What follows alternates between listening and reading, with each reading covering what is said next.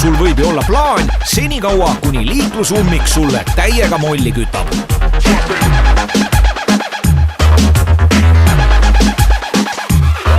Ma ei soovita mitte kellegile autoga sõita läbi Santo Domingo linna, sellepärast et see ummik, mis siin on, see on, ütleme siis, universumi motherfucking ummikute ema. Ma ei ole sellist asja kuskil varem näinud ja ma ei üldse kujuta ette, kas need inimesed, mis siin vastassuunas ummikus istuvad, kas nad üldse kuhugi kohale jõuavad, sest et kilomeetrite või isegi 10 kilomeetrite kaupa räme ummik ja paistab, et siit ei liigu nagu mitte miski, mitte kuhugi. Nii et ütleme, et selline tipptunnine Tallinna, Tartu maantee Stockmanni ristmiku ummik on ikka täielik padjaklubi sellega, mis võrreldes, mis siin toimub. Et hoiame meele rõõmsa ja vajutame gaasi, sest liiklusraevuks siin lihtsalt ei ole aega ega ruumi. Ja jälle anna ainult raha. Kui kõik sularaha lõpuks ilusti ära antud, taipad ka hetke, mil hakkad maarajooni jõudma.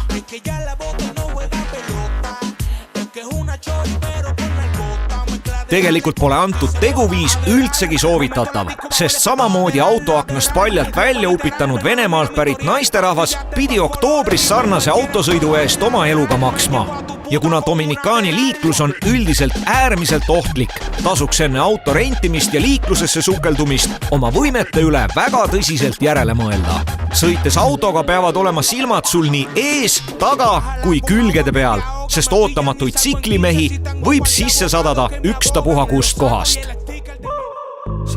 Ilmselt pole Puerto Plata kõige mõistlikum koht, kuhu Euroopa turistil tasub minna, sest tegelikult pole selles linnakeses suurt midagi teha. September-oktoober on siin turismi madalperiood, mil ka linna kaunimad rannad on justkui inimtühjad. Kohalike kohustuslike vaatamisväärsuste peale kulub vaid pool päeva ja seega võib näiteks teise poole kulutada rannas vedelemisele või siis näiteks käia uudistamas seda, kuidas ja kust rumm tegelikult tuleb. No nii, kui ma siin Dominikaanis juba olen, siis peab kindlasti külastama rummivabrikut, sellepärast rumm on siin täiesti tavaline ja igapäevane jook ja loomulikult on ju vaja teada, kus ja kuidas seda maitsvat jooki tehakse. Kohe lähme vaatame.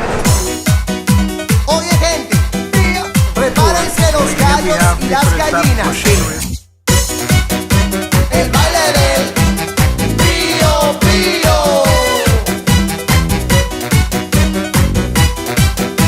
Wow, pretty smooth. Yes.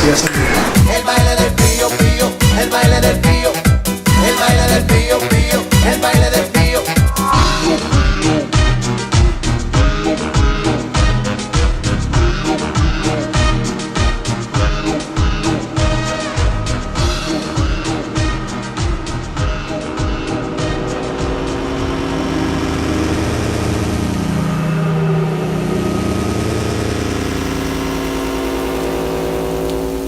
Õnneks Põhjamaa karmis kliimas karastunud inimestele pole siin väljakannatamatut ilma, pigem ikka, et liiga palav on.